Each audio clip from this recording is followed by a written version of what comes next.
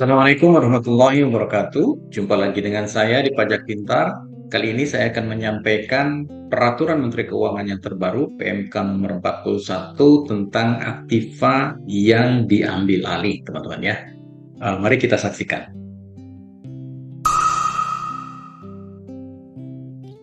Baik teman-teman, ini adalah slide pertama PMK nomor 41 tahun 2023 tentang PPN atas penyerahan agunan yang diambil alih oleh kreditur kepada pembeli agunan. Jadi aktiva yang diambil alih ya, atau biasa dikenal AIDA ya. Baik, selanjutnya. Nah, ini teman-teman latar belakangnya adalah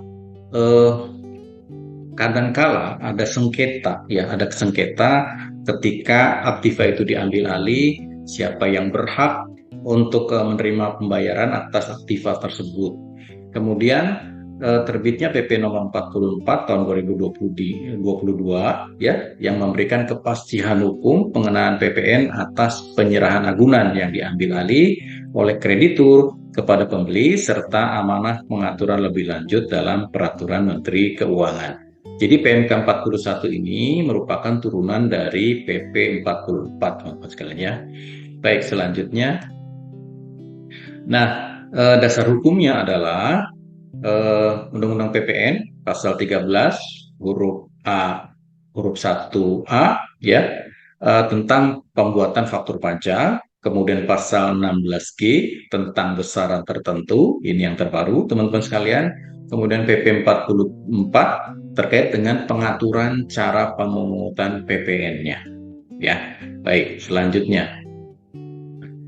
Nah, ini penyerahan agunan oleh kreditur kepada pembeli agunan itu termasuk dalam ruang lingkup pengertian penyerahan hak atas barang kena pajak atau BKP yang dikenai PPN.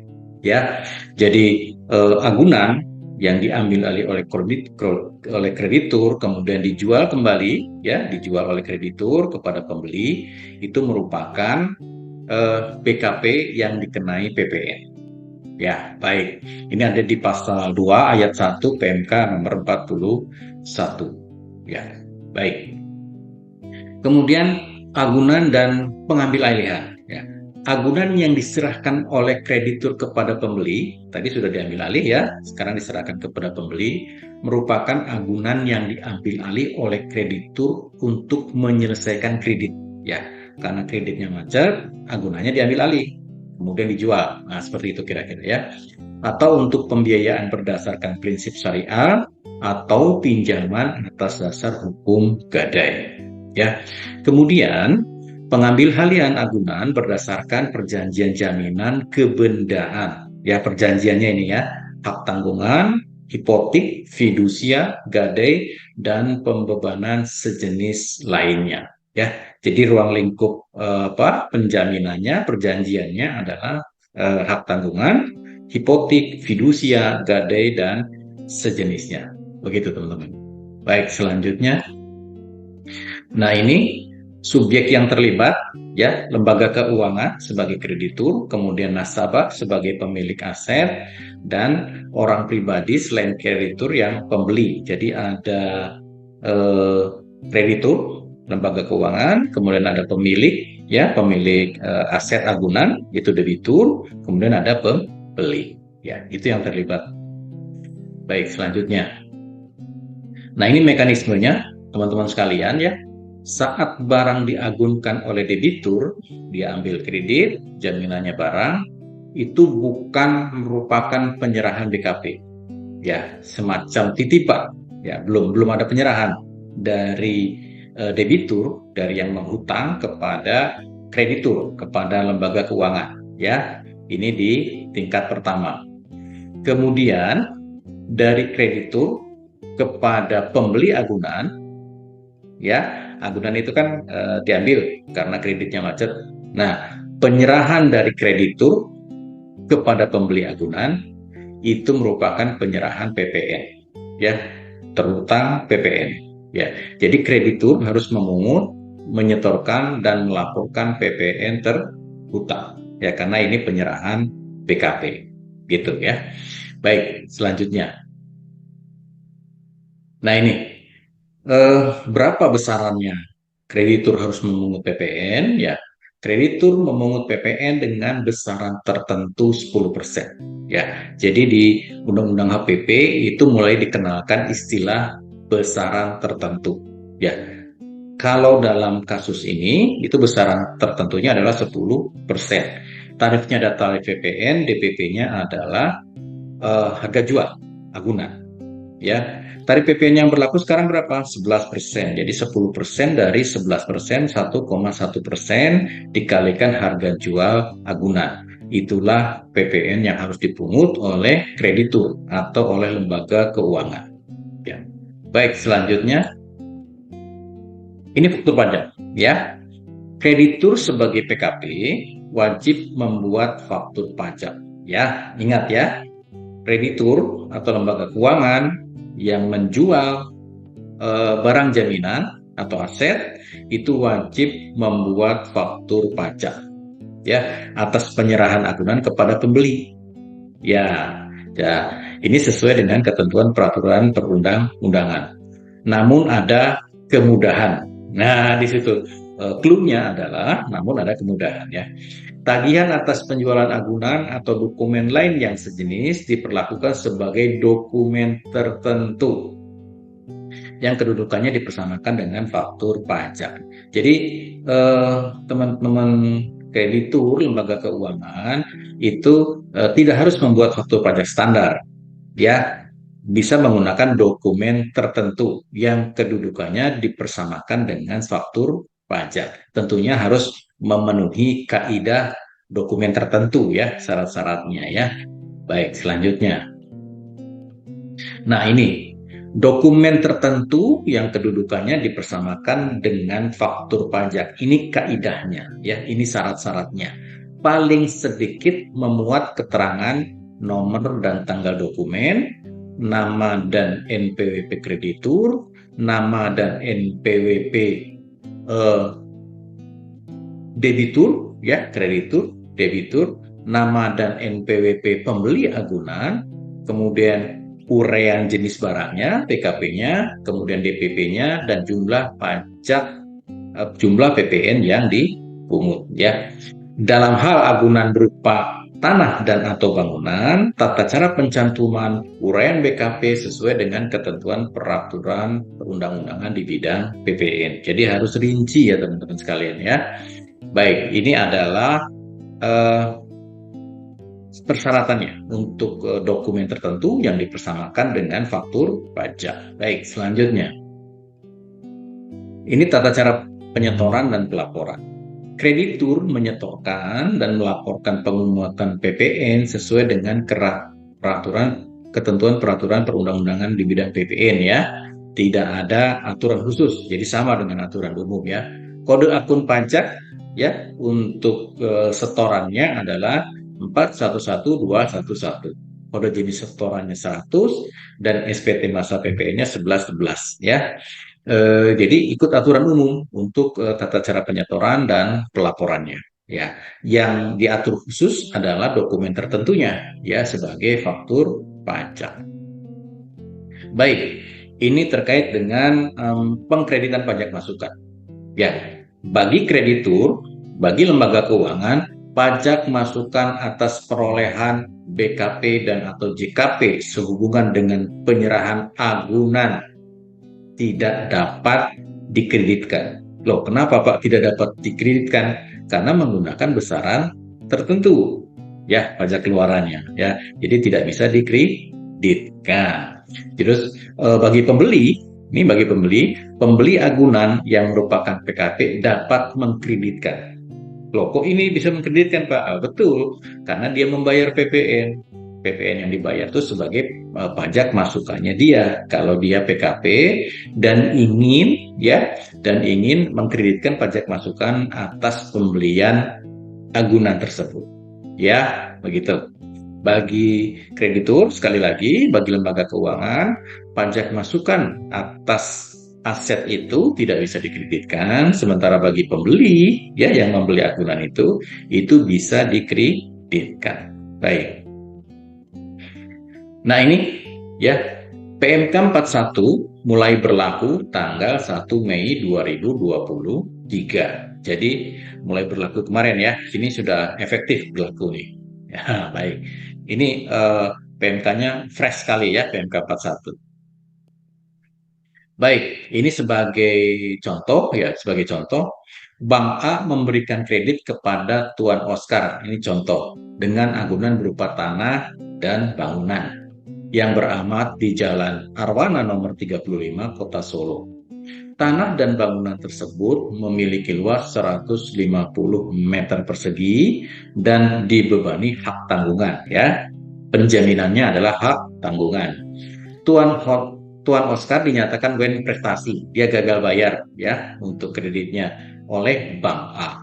Pada tanggal 1 Juli nanti 2023, agunan berhasil dijual kepada Tuan Adi ya. Jadi agunannya dijual oleh kreditur karena Tuan Oscarnya wan prestasi. Dijual kepada Tuan Adi dan diterima pembayaran dengan harga jual sebesar 1 miliar rupiah. Ya, jadi nilai jualnya 1 miliar. Jadi skemanya adalah teman-teman, Tuan Oscar agunannya diambil oleh Bank A sebagai kreditur karena wan prestasi. Kemudian agunan ini dibeli oleh Tuan Adi. Ya, kemudian agunan diserahkan ke pembeli dengan harga jual 1 miliar. Pembayaran diterima oleh Bank A pada tanggal 1 Juni 2023. Ya, ini skemanya. Baik, ini penghitungannya teman-teman sekalian. Bank A sebagai PKP wajib memungut PPN. Ingat ya, Bank A sebagai PKP wajib memungut PPN. Kalau Bank A bukan PKP, tidak wajib memungut PPN. Karena dia PKP, dia wajib ya atas penjualan agunan kepada Tuan Adi tadi. Ya, jadi pemungutan PPN dilakukan oleh Bank A pada tanggal 1 Juli 2023 ketika ada pembayaran. Ya, oke ya. Kemudian PPN yang dipungut berapa? Besaran tertentunya 10%, tarifnya 11%, kalikan 1 miliar atau 11 juta rupiah. Ya, jadi nilai PPN-nya 11 juta rupiah. Kemudian Bank A wajib membuat faktur pajak yang dapat berupa tagihan yang memuat. Nah, ini persyaratannya ya. Ini persyaratan dokumen yang dipersamakan dengan faktur pajak. Jadi minimal di dokumen tersebut ada nomor dan tanggal dokumen tagihan, kemudian nama dan NPWP banknya, krediturnya, nama dan NPWP atau NIK Tuan Oscar, nama dan NPWP atau NIK Tuan Adi pembeli, kemudian uraian BKP-nya, kemudian DPP-nya 1 miliar dan PPE-nya 11 juta. Ya, ini dokumennya. Baik, selanjutnya. Nah, ini berikutnya teman-teman sekalian. Bank A sebagai PKP wajib memungut PPN atas penjualan dokumen, penjualan agunan kepada Tuan Adi ya tadi ya. Kemudian ini kelanjutan dari yang tadi, Bank A menyetorkan PPN yang dipungut paling lambat 31 Agustus 2023 karena transaksinya bulan Juli 2023. Pembayaran paling lambat pada akhir bulan berikutnya, jadi 31 Agustus ya teman-teman sekalian. Kemudian Bank A melaporkan PPN paling lambat 31 Agustus. Ya, laporan paling lambat pada akhir bulan berikutnya sama dengan pembayaran ya. Kemudian pajak masukan atas perolehan BKP sehubungan dengan penyerahan agunan tadi tidak dapat dikreditkan oleh Bank A. Ya, tidak bisa karena menggunakan mekanisme besaran tertentu ya. Kemudian Tuan Adi karena dia PKP ya, Tuan Adi dapat mengkreditkan PPN yang sudah dibayar. Berapa kredit pajaknya? Tadi 11 juta ya. Jadi itu bisa dikreditkan oleh Tuan Adi ya. Baik, selanjutnya. Nah, ini contoh yang kedua. Contoh kedua ya. Nona Mira menerima pembiayaan dari B Finance. Kalau tadi bank, sekarang B Finance, lembaga keuangan juga. atas pembelian sebuah mobil minibus ya. Ini ceritanya beli mobil, kalau tadi rumah ya.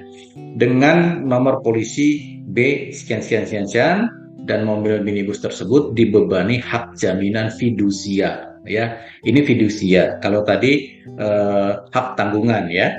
Baik, Nona Mira dinyatakan one prestasi ya, jadi gagal bayar dan mobil tersebut disita oleh B Finance, diambil ya. Pada tanggal 5 Juni, B Finance menjual mobil tersebut kepada Bapak Indro.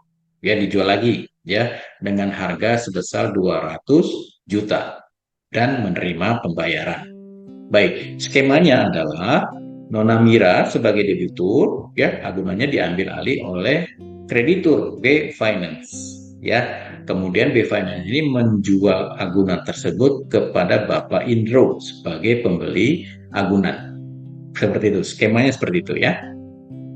Baik, selanjutnya. Nah, ini penghitungannya ya. B Finance itu adalah PKP, wajib memungut PPN atas penjualan agunan kepada Bapak Indro ya.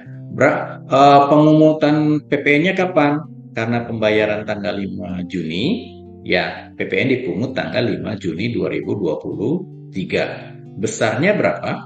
Besarnya adalah 10% dikali 11% dikali harga jual. 10% adalah besaran tertentu, 11% adalah tarif PPN, dikalikan 200 juta nilai harga jual. Jadi totalnya adalah 2.200.000 PPN-nya yang harus dipungut oleh B Finance ya. Kemudian B Finance wajib membuat faktur pajak ya, faktur pajak atau dokumen lain yang dipersamakan dengan faktur pajak. Paling sedikit memuat ini sama dengan tadi yang Bank A ya. Ada nomor tanggal dokumen, ada nama NPWP B Finance, ada nama NPWP atau NIK Nona Mira, ada nama NPWP atau NIK Bapak Indro, kemudian uraian BKP, DPP-nya berapa, PPN-nya berapa. Seperti itu. Baik, selanjutnya. Ini masih kelanjutan yang tadi ya. B Finance menyetorkan PPN kapan? Karena itu bulan Juni. Tadi transaksinya bulan Juni ya, tanggal 5 Juni. Paling lambat disetorkan tanggal 31 Juli ya, akhir bulan berikutnya. Demikian juga dengan laporan akhir bulan berikutnya. Pajak masukan atas perolehan BKP ya, B Finance tadi tidak dapat dikreditkan ya. Sementara untuk Bapak Indro, kalau Bapak Indronya ini dia PKP, dia bisa mengkreditkan pajak masukan ya, yang tadi ya, yang 2.200.000 itu bisa dikreditkan oleh Bapak Indro ya. Sementara B Finance kalau dia punya pajak masukan atas agunan ini ya, itu tidak bisa dikreditkan. Baik, selanjutnya.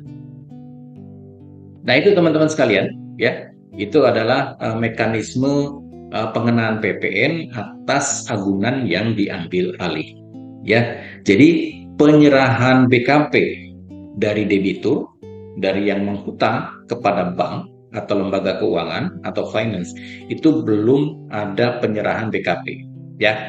Seperti nitip, belum ada penyerahan.